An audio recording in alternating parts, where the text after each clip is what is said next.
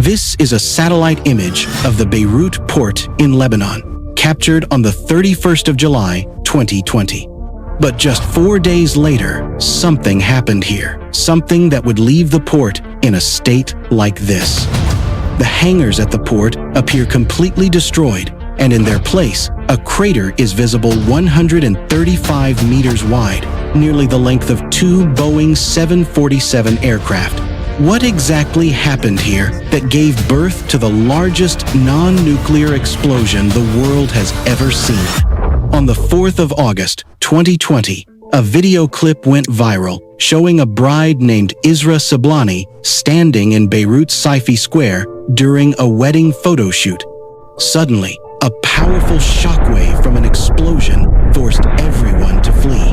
Exactly 23 minutes before that moment, at precisely 5:45 p.m. at the Beirut port, some welders were repairing a hole in the wall of a hangar. That's when sparks from the welding ignited a fire in the warehouse. This was known as Hangar Number 12, located right next to the sea. 10 minutes later, at 5:55 p.m., a team of 9 firefighters and 1 paramedic arrived at the scene.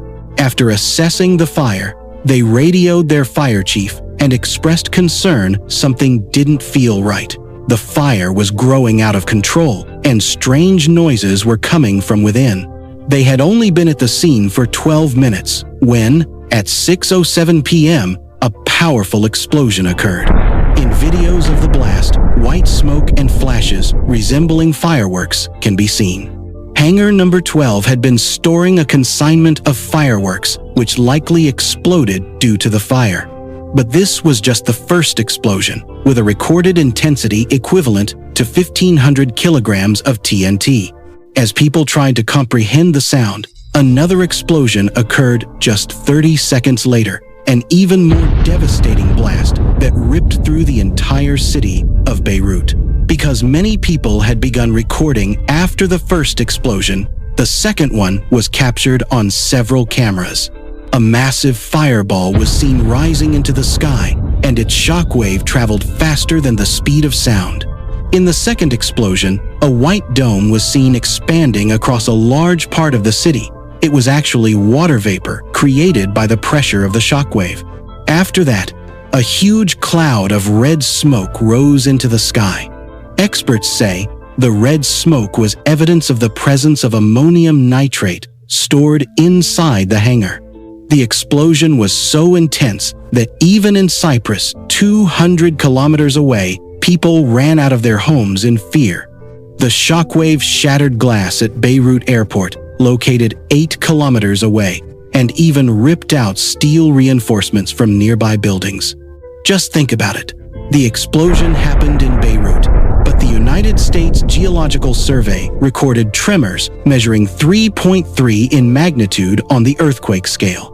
According to scientists at Sheffield University, the explosion was equivalent to 1.5 million kilograms of TNT, 1,000 times more powerful than the first blast, and almost 10% the strength of the nuclear bomb dropped on Hiroshima.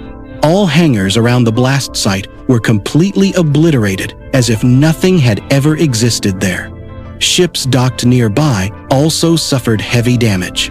One 5-star cruise ship, the Orient Queen, measuring 390 feet in length, was lifted into the air by the blast and thrown back into the water upside down. The explosion left a 135-meter-wide crater in the ground, which was immediately filled by seawater.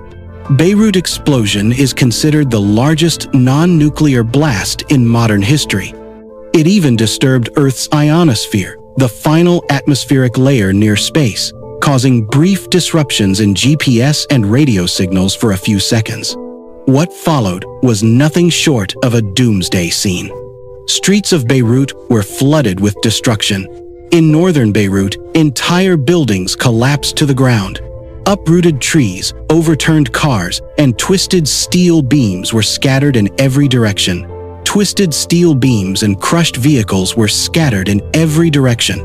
The sheer force of the explosion shut down the entire city's electricity supply, bringing rescue operations to a sudden halt. With the help of military bulldozers, roads were cleared so that emergency responders could reach the affected areas. 218 precious lives were lost in this tragedy, and more than 7,000 people were injured. And as for the rest, in the blink of an eye, 12% of Beirut's population was left homeless.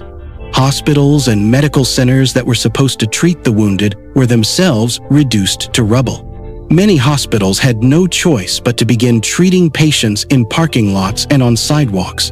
St. George Hospital, located just a few hundred meters from the Beirut port, was completely destroyed, and yet, even amid shattered sidewalks and debris, doctors continued to treat patients. Still, thousands had to be turned away because even the sidewalks ran out of space. It is believed that the people who lost their homes were sheltered by fellow Beirutis, those whose homes had survived because they were farther away from the port. The fire raged for the next 7 hours, and thick black smoke continued to loom in the sky well into the following day. For days, the air was filled with the acrid smell of sulfur and burnt rubber. But just a few days later, protests erupted all across Lebanon. The people took to the streets in outrage, all demanding the same thing.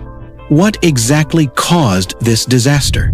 According to reports, Hangar number 12 was being used to store oil drums, kerosene, and dangerous chemicals like hydrochloric acid.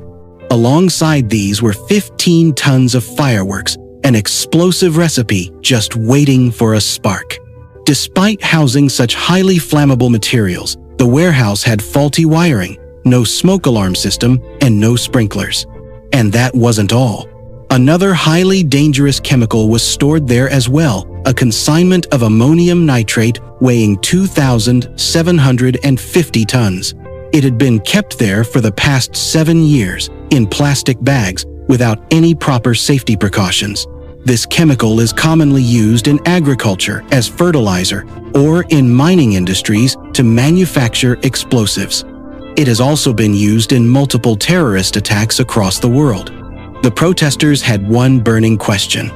Why was such a massive quantity of ammonium nitrate stored in a populated area right next to thousands of civilians?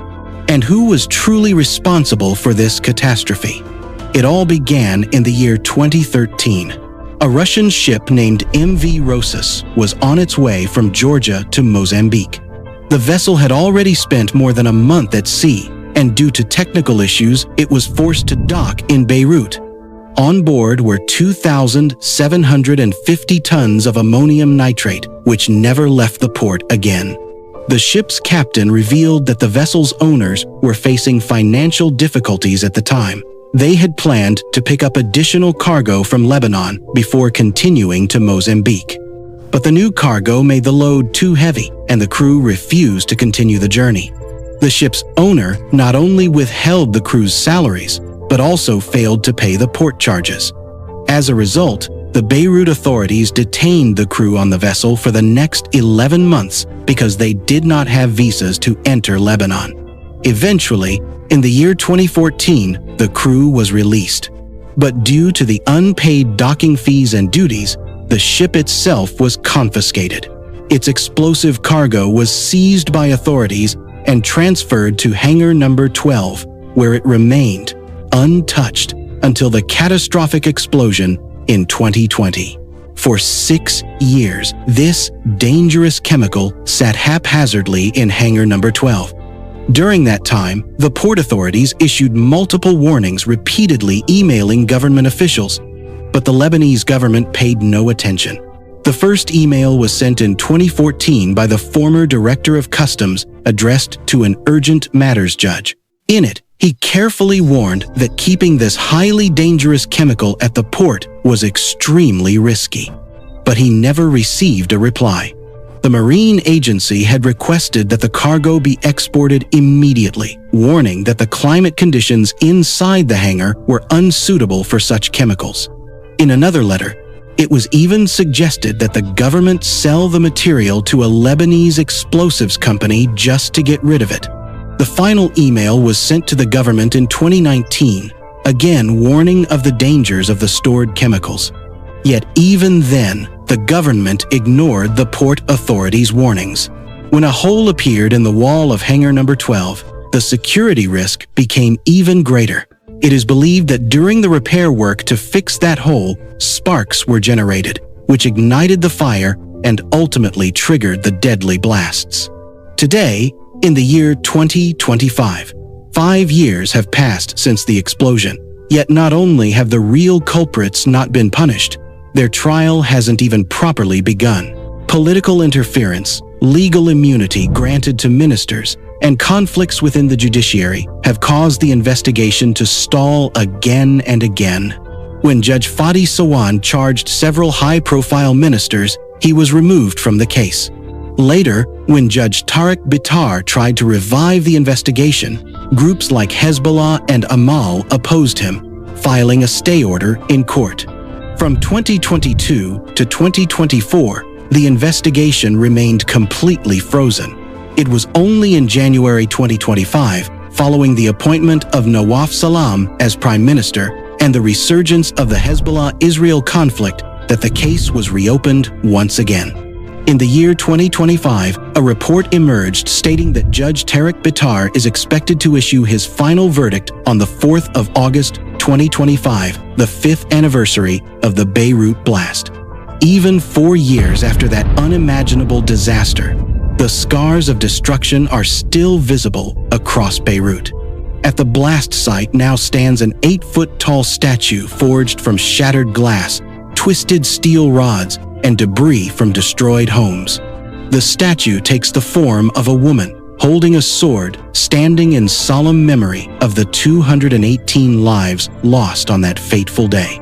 Beneath the statue's feet lies a broken clock, its hands forever frozen at 6 minutes past 6. That was the exact moment the explosion tore through the city, and to this day, the clock has remained stopped in silent testimony to that horror.